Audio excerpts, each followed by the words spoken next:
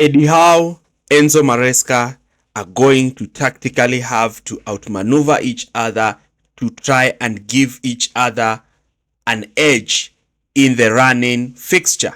Chelsea are actually going away at St. James's Park, one of the toughest grounds in the Premier League. As you can see, the running is shaping up. The top two running, Manchester City have dropped points to Newcastle. Aston Villa have won against Bournemouth, an unexpected win considering how Bournemouth has taken points from top teams. So Aston Villa are level on points with Chelsea and Newcastle. Now, Chelsea, the last time they won St. James's Park was when Thomas Tuchel set up a team that won 3-0. Reece James scoring 2 goals and Jorginho scoring a penalty, one of Chelsea's best performances under Thomas Tuchel. But we saw something different last season in Chelsea's defeat at St. James's Park, and it was the way Newcastle were able to position a lot of players towards Chelsea's backline and look to whip in crosses, looking to utilize their physicality. Last season in particular, we saw how we noticed how even players like Badiashile and Nancy were not quite reading the game well and were constantly playing Newcastle's players on side, like you can see in the goal that was scored. Badiashile played Joelinton on side, and Chelsea conceded goals that they shouldn't have conceded in this game. So what can Chelsea actually do to change this? But before we even start our analysis, do not forget to like, share and subscribe to this channel for more videos like this. The first way Chelsea can win this game is through a strong lineup. As I've always said, the last 4 games are finals, including the Conference League. So we need to win this game. Winning this game takes points from Newcastle, gains Chelsea points. So it's a very crucial game. We start in goal, and goal is going to definitely be Robert Sanchez. Robert Sanchez needs to use his aerial ability of claiming crosses, especially we know that Trippier is going to whip in a lot of crosses in this game, and we literally need Sanchez.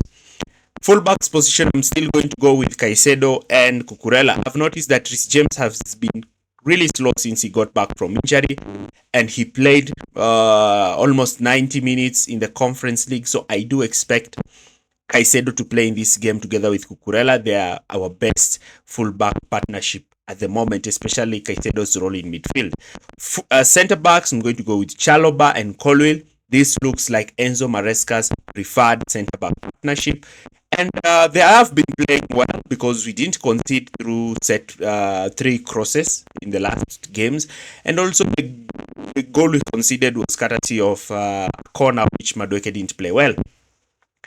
Midfield, I'm going to go with Lavia and Fernandes. Lavia is very important for this game. His press resistance, his calmness on the ball will be very crucial against the team that is going to press Chelsea. And then Fernandes, his runs forward and his creative play forward is going to open channels for Chelsea going forward. Going to go with the front 3, Neto down the right, Madueke down the left, Palmer in the middle, and this has worked actually. We have seen Madueke flourish on the left, we have seen Neto flourish down the right, and we are seeing Palmer getting back. He scored a goal, he made an assist, and that form is something that you need tomorrow. You need Cole Palmer that played against Liverpool and Brighton to turn up tomorrow, and it's very, very important. Leading the line is going to be Nicholas Jackson. Jackson scored in the previous game, though in the game against Liverpool he was not quite there, but we really need him. We really need him making those runs. We really need his physicality, and also we really need a goal from Nicholas Jackson in this game. And then we definitely move on to the tactics. Now Chelsea more likely starting a 4-2-3-1, while Newcastle is more likely to start in a 4-3-3, but Chelsea's 4-2-3-1 is a 4-4-2 without the ball and a 3-5 with the ball. Newcastle is mainly 2-3-5 with the ball and 4-5-1 without the ball. Now let's look at the initial phases of play. So Newcastle at home, they really need a win. They really need to take points from Chelsea, so they're going to aggressively press Chelsea high. committing a lot of players forward and looking to use their midfield three to cover all Chelsea's midfielder and their front three to press Chelsea. And it's something that Newcastle actually did. Now, when you look at this game against Liverpool, you can see a midfielder has joined Isak, who's looking to carve his run and press the centre back. Newcastle are ensuring that all central progressions are being closed, and this is really putting Liverpool under a tight spot when they look to build from the back. Now, because of this, Isak is definitely going to be the one who's leading this press, and his main aim is to recycle the ball one side so that they can use the touchline as an extra defender. Now, in this situation here, Konate is being forced to play the ball to Trent, and immediately Trent receives the ball, you can see Newcastle's winger is up and about, ready to apply pressure, because that's the way Newcastle like to play. And once the ball is played there, then now you can see the pressure and Newcastle committing a lot of players because they want to stop the attack from deeper, win the ball higher, and immediately look to transition and score the first goal of the game. Now, in this scenario, Chelsea can decide to start Caicedo inverting in midfield earlier on, and Chelsea looking to build up with the back four with Chalobah moving to right back, Sanchez starting as a right centre back, and Colwill as a left-sided centre back. The main aim is to try and outnumber Newcastle in that midfield position because you really want to play through the middle. When Chelsea progress with the ball, especially high up, Chelsea will look to apply the 3-5. But again, I believe that the 3-5 might not work at this game because of the way Newcastle defend.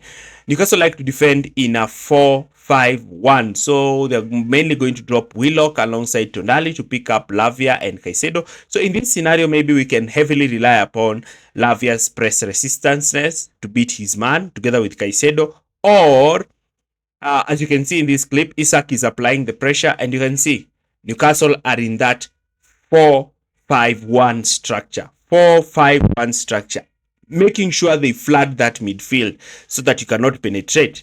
And in this scenario, the main thing that Newcastle want to do is that when they have that 4-5-1, is that whenever they win the ball, they immediately have players. So Chelsea can decide to move into a 2-3-5 by inverting even Cucurella in midfield to try and even up the numbers.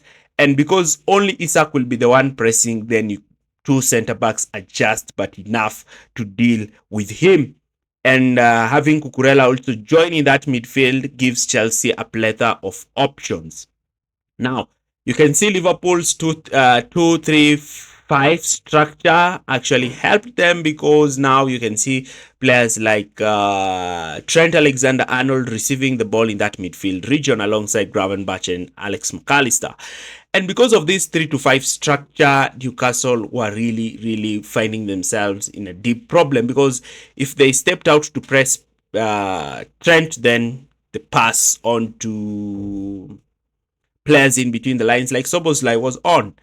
Without the ball, Chelsea can look to press in that 4-4 structure with Jackson leading the press aggressively.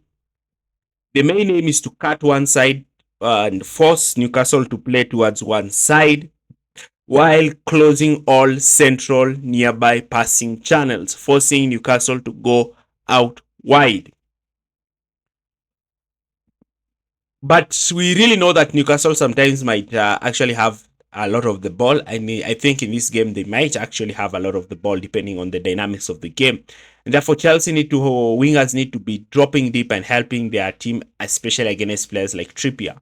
So the Newcastle game is a tough game. It's probably the toughest game that Chelsea have in this run-in. It's a pivotal game. Chelsea win this game, they put a statement. Chelsea win this game, they put a statement. They take points off Newcastle. They go on top of Manchester City. They go above Newcastle. They maintain a gap against Aston Villa. And probably they might just need the next win over Manchester United to confirm their top 4 position. My prediction for this game is going to be a slight win, 2-1 Chelsea, but it's going to be a tough game. Leave your comments in the comment section area below. Thanks for watching and see you in our next video. Bye.